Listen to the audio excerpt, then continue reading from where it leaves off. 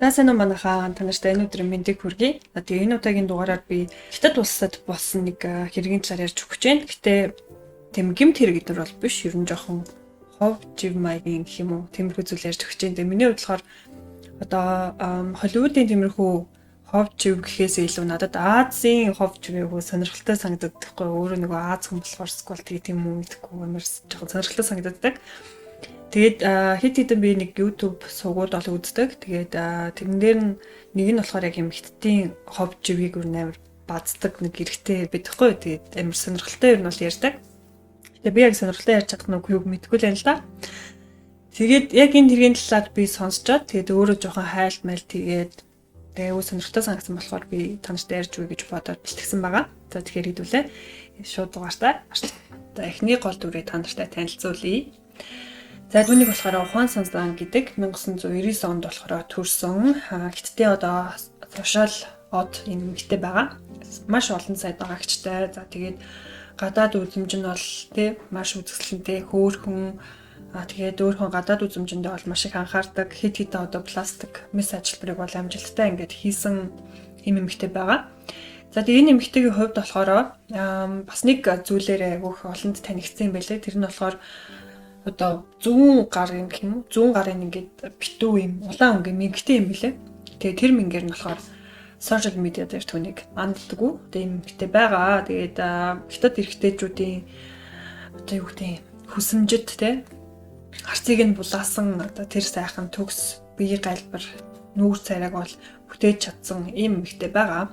Тэгээ энэ эмэгтэй дурсан залууг болохоор Жан Ишуэ гэдэг.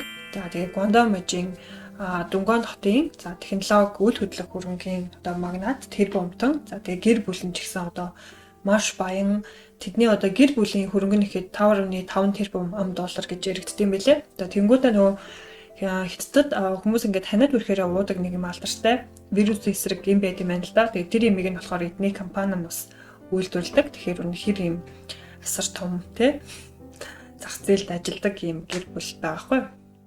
За тэгээ энэ хоёр маань яаж танилцсан гэхээр Жан гэдэг тэр бомтон залуу. За би ер нь Жан гэдэг хэлээ авчи. Тэгээд Жан гэдэг залуу болохоор Сансан гэдэг нэмэгтэйгийн одоо яг лайв хийж ахт нь бол анх үзээд тэгээд дуурлаад. За тэгээд одоо нөгөө нэг ингэдэж штэ та нар TikTok гэд мэддэг бах те. TikTok чи ерөнхийдөө бол ингээд хятадаас гаралтай штэ. Гэхдээ хятадаас гаралтай ч гэсэн хятадд бол арай өөр нэртэйгээр ашиглагддаг. Түүнийг нь доюун гэдэг юм байлээ. Би яг зүг хэлж байгаа үгүй юу?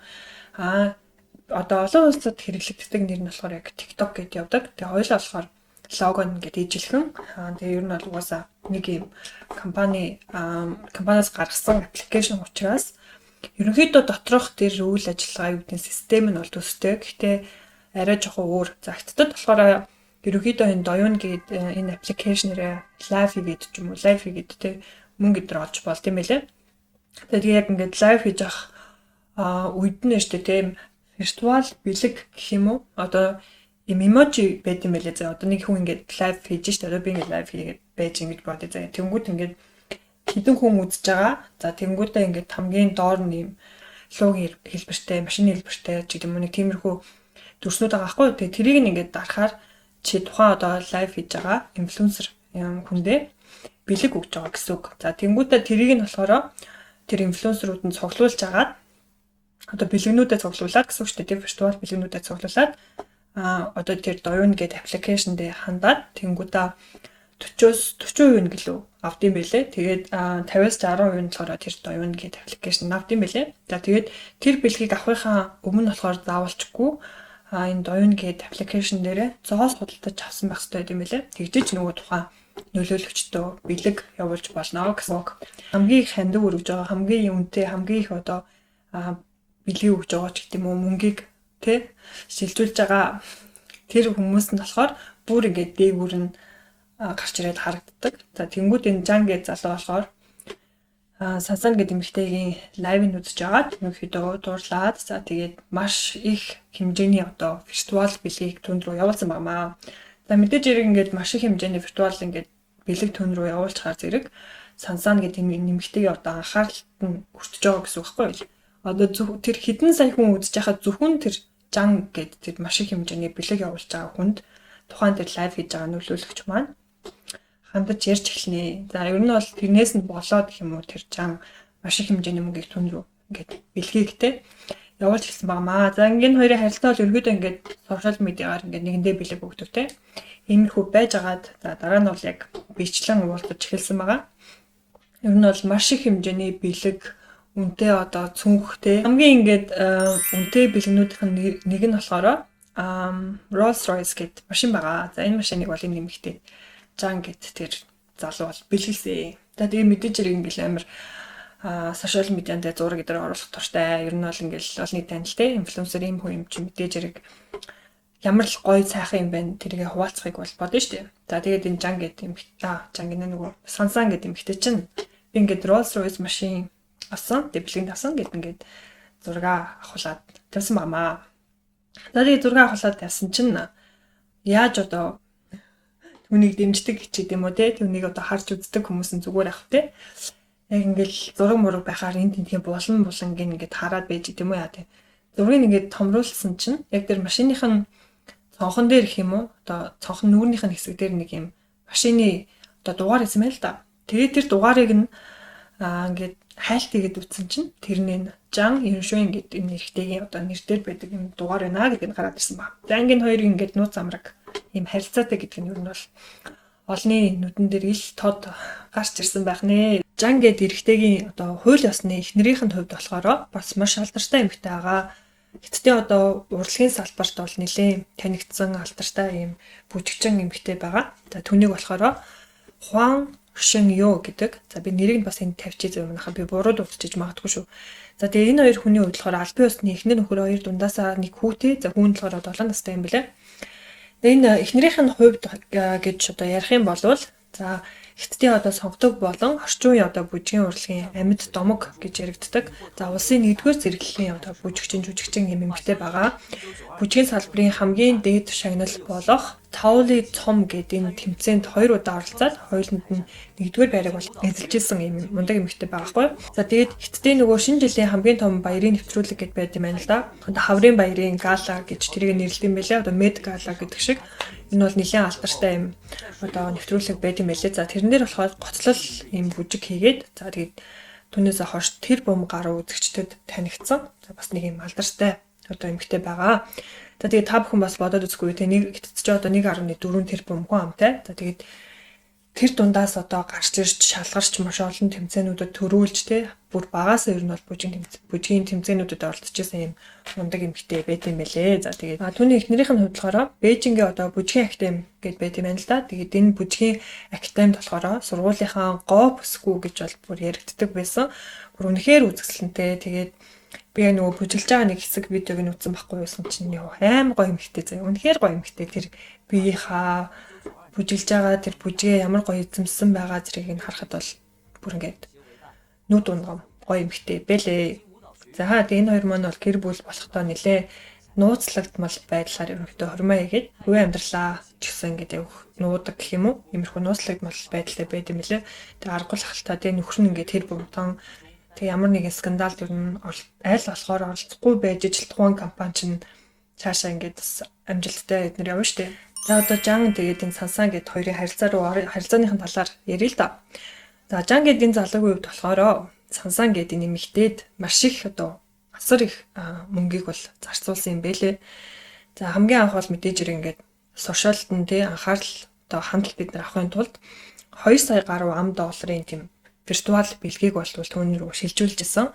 За тэгээд түүнд зориулсан тусгайлсан одоо тансаг зэрэглэлийн Rolls-Royce машин бол худалдаж авч өгсөн. Тансаг зэрэглэлийн одоо байрны түрээстэй гээд нийтдээ бол 2-4 сая $10 бол энэ нэмэгтэйд ингээ хөрөнгө оруулалт хийсэн гэж гарч ирж байсан.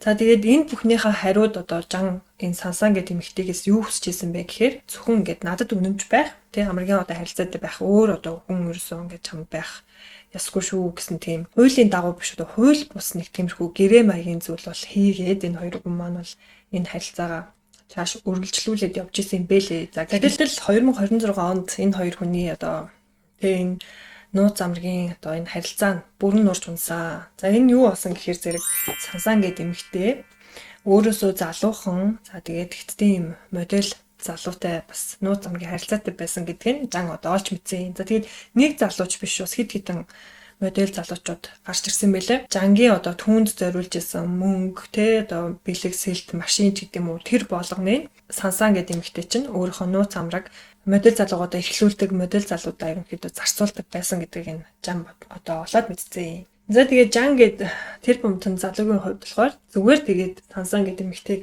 орхиод явчаагүй. Түүнээс бол одоо хариугаа авахыг хүссэн юм шиг байна. Тэгээд ямар хариу авахар шийдсэн бэ гэхээр Сансан гэдэг эмэгтэйг шүү дээ. Гуандан мужийн Дунган гэдэг хотын иргэний хэрэгэн шүүхэд өгөөд за тэгээд харилцаатай байх хугацаанд бэлгэлсэн бүх одоо мөнгө за тэгээд нөгөө нэг амар үнэтэй Rolls Royce машин тэгээд үнэт эдлэлүүдээ бүрэн буцааж төлөхийг бол шаардсан тийм нэхэмжлэлийг бол гаргасан багмаа. За тэгээд энэ болохоор хуулийн нэг тийм цоорхог ерөнхийдөө ашигласан гэж хэлж болно. За эцсийн хуулиар болохоор хэрв хүндээ бусдад бэлэг өгөх юм бол түүнийгээ буцааж авах бол ирэхгүй байдгаа. Энэ бол уус амар утгагүй шүү дээ. Ингээд хүн бэлэг өгснөө муудалцсан гутаа маргааш нь хөөе бэлгээ авъя гэхэр чинь ямар тэнэг боцтой. Тухайн одоо Жангийн залуугийн хувьд болохоор Сансан гэдэг эмэгтэйд тухайн бэлгэнүүдийг үнэнч байх гэрээнд заасны дагуу нөхцөлт бэлэг гэж бол тодорхойлсон байгаа хгүй юу? Ерөнхийдөө юм гэрээнд заагаад тэгээ нэмэгтэд би бэлэг өгсөн гэж хэлсэн баг.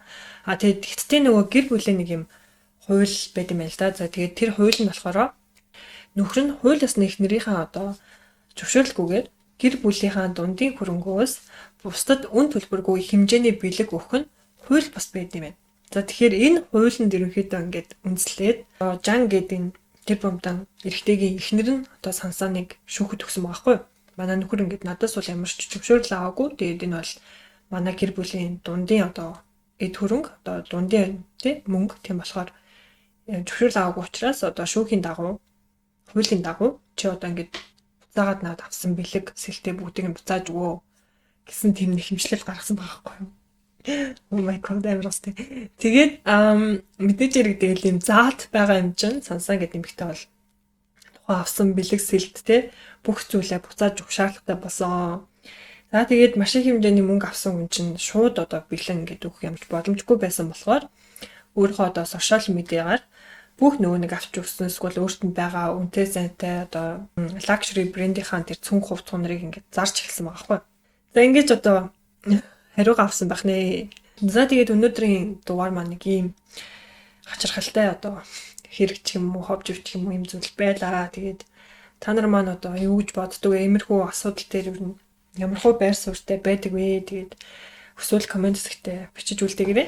Тэгээд би ингээд ерөөсө хөдлөөд ингээд байд сууч чадахгүй ингээд байгаад байгаа. Яагаад тэгэхээр манай энд бүр амар халуун байгаа. Та нар мэдээгээр үзээд байгаа байж магадгүй, мэдээгээр эдгээр гарч иж магадгүй. Европт ингээд амар халуун байгаа яг одоогоор. Өдөртөө ингээд 38, 39 эднэр хүрч байгаа. Бүр ингээд гэрээсээ гарахаар ингээд бачуураад нөгөө нэг нохоо гаслам гэдэг халуун болт хэр заяа бүр. Амьд амтан бүр ингээд байд суухаар амар халуун. Баг ингээд гадаа өндөг шар бол баг харагдахаар заяа амар халуун. Тэнгүүдээ шөнө нь баг 27 эднэр байгаа. Ер нь нэлээд халуун байгаа. Тэгээ манайх чинь юм хуучны байрахгүй. Тэгэхээр амар халуун. Үнэхээр халуун тэгэл бүр сэнстэйгээл амьдарч байна нэр. Үнэхээр халуун байгаа шүү. Тэгээд бэхэд сууж ядаад ингээд хөдлөөд байсан бол уучлаарай мандах. Би бүр амар халууцтай байгаа байхгүй юу. Тэгээд аль хорог нь сайхан 50 суухыг хичээж байгаа гэсэн бүр өөрөө ирэхгүй ингээд халууцтай байж ядаад байгаа байхгүй. Тэгээд сэнсээ тавьчих гэхээр сэнсний дуун ингээд ороход байгаа болохоор би сэнсээ унтраацсан чинь бүр манай гэр зүгээр юм саун шиг л байна. Яг үнэглээ. За тэгээд та нар маань өдрийг сайхан өнгөрүүлээрэй. Дараагийн дугаараар хэдүүлээ удахгүй уулзцгаая. Ахаад нэг өөр сонин содон хэрэг юу вэ те? Манай орчлон ертөнцөөр юу болж ийн тэгээд сонирхолтой нэг хэрэгээр дахин уулзцгаая. Тэр баяртай. Баярлалаа.